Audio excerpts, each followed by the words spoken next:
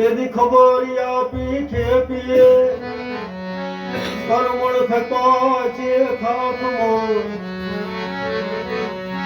તો પીરાય પરગટ જો પરવે અમર દેવી દાસમાં પીરાય પરગટ જો પરવે અમર દેવી દાસમાં કાગળની અંદર લખ્યું કે હે રૂડા પીર એકવાર તમારું મોઢું જો મને દેખાય ને તો હમણાં શરીર છૂટી જાય મારું. હવે અહીંયા કાગળ આપવાનો તો રૂડા પીરને પણ આપ્યો છે હાદુલ પીરના હાથમાં. આમાંય કસોટી હોય ભજનમાં, ધર્મમાં, સેવામાં. અને હાદુલ પીરે આમ જોયું કાગળ એટલે આમ જો વાહ રૂડો એટલું બધું મારાથી ભજનમાં સિદ્ધ થઈ ગયો છે. કોઈ બીમાર માણસ હોય એને મળવા જાય એનો હાથમાં શરીર છૂટી જાય. જો આટલી બધી સિદ્ધિ હોય તો એની પરીક્ષા કરવી જોઈએ. આવી મનમાં ગાંઠ વાળે અને રૂડાપીરને બોલાવ્યા કે રૂડાપીર બાજુનું ગામ છે કરિયાણા, કરમણ ભગત નામ છે, બહુ બીમાર પડેલા.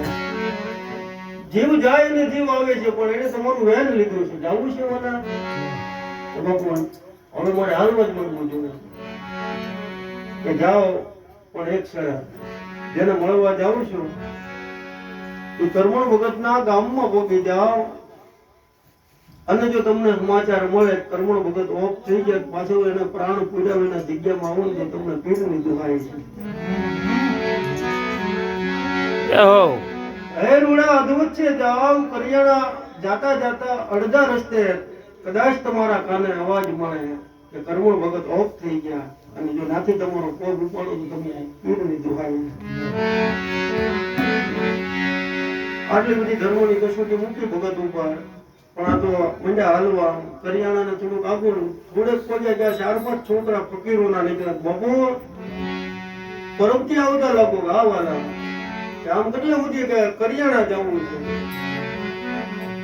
છે કે તો કરમણ ભગતના ઘેરે જ જતા હશો. હા બાપા ના જ જાઉં છું પણ તમારે એને થોડોક ફેર પડ્યો હમણાં જ કાઢીને લઈ ગયા. હે તમારે એને થોડોક ફેર પડ્યો બાપુ હમણાં કાઢીને લઈ ગયા કે ગુરુના શબ્દો યાદ આવ્યા ગયા. થોડા અડધા રસ્તે જાઓ અને સમાચાર મળે કે કરમણ ભગત ઓફ થઈ ગયા તો નાથી તમારો પગ ઉપાડો તો તમને પીરની દુહાય. એમના મુભા રહી ગયા કરિયાણા અને દુધાળાની વસમાં. પછી તો ઘણું બધું છે ઇતિહાસ બની જો. ફકીરો નીકળે એની આગળ કટાર માંગે અને પોતાનું મસ્તક ઉતારે છે શરીરમાંથી. આ રૂડા પીર કે લાવો તાંબાનો ત્રાસ અને આ માથાને તાંબાના ત્રાસમાં મૂકીને માથે લુગડું ઉડાડો અને હાદુલ પીરને હાથમાં આપજો. હવે બાપુને એમ કે થાળ આવ્યો ને જોયું કે આ ભગતનું માથું પણ છતાંય આ તો ભાઈ બાપુ હતા ને એટલે સર આમ વાળ પકડીને ઘા કર્યો તાણે. આ માયા છે કે શું? તેદી મસ્તક ઉપાડ્યું હાથમાં અને લોખંડ કિલો મરડ્યો. તેદી હાથ ફેરી સણો છતા સ્નેહનો ગઢ તોડ્યો. હાથ વાર ઘા કર્યો, હાથ વાર પાછું આવ્યું. ઇતિહાસ એમ કહ્યું સાતી ભરાણી સ્નેહની આહુ સલકાતી આકડી.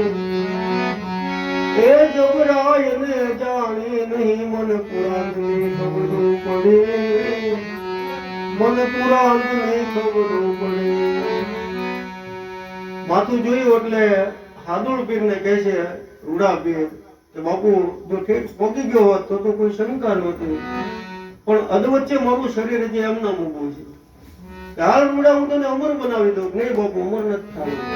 સેવા કરતા કરતા મારું શરીર જે કઈ સમર્પણ થયું છે પણ એક શરત કરું છું મારું ધડ ઊભું છે ને એની માટે મસ્તક પાછું મૂકી દઉં અને એ ધડને હુરાવીને સમાધિ આપું તો તમારું મારી કાયમના માટે નામ સારી જાય. આ વડી ગામના ભાગોળે હનુમાનજી મહારાજના સાનિધ્યમાં વખાણ નથી કરતો પણ આ જગત જીવ છે ત્યાં સુધી વિપુલ છે તે એકવાર યાદ કરે છે કે પ્રવીણ બાપુને હારે એક હતા સેવા સદભક્ત સાચા નિષ્ઠ અને નિષ્કામી નિર્લોભે. એને મારી હારવાર કાંઈ પણ વાડી ખેતર બાલ બચ્ચાને બેણા વગર અહીંયા સેવા જ આપી છે. એકદમ જોરદાર તાળીઓથી આ બધાને વધાવીએ બિરદાવીએ. અમારે રાજા દાદા ભલા દાદા ગીધાભાઈ, ધનાભાઈ, આ તો બધા છે જ આપણા વડીલો. અને હજી મને તમારો બધાનો ભાવ જોતો એવું લાગે કે અહીંયા થોડા સમયમાં બહુ મોટું ધામ બનશે અને એમાં તમારા બધાનું કીર્તિ રહેશે.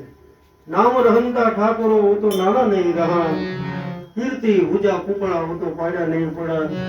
એકવાર માણસની કીર્તિ ફેલાઈ જાય પછી ગમે એવા દુશ્મનો થાય એ કીર્તિ કોઈ દિવસ પાછી પડતી નથી. તો અમારા બુદ્ધેલું બધું નવયુવાન મિત્ર મંડળ આજના સમયમાં આ મોબાઈલના યુગમાં 2-3 કલાક મોબાઈલ ફોનને સ્વિચ ઓફ કરીને બધા જે ભાવથી ભજન સાંભળે એને પણ બિરદાવવા રહ્યા, એમને આવકારવા રહ્યા અને હૃદયથી માનવા રહ્યા. આ બધા ભાવથી આપણે યારે જોડાણા છે ભક્તિના માર્ગમાં. ખૂબ ખૂબ હનુમાનદેવને શક્તિ આપે. અને હવે એક એની ફરમાશ પૂરી કરીને પછી શંભુ દાદાને કહું આરતી તરફ જાય. સમય પણ થતો આવે છે, કામનું સિઝન હોય.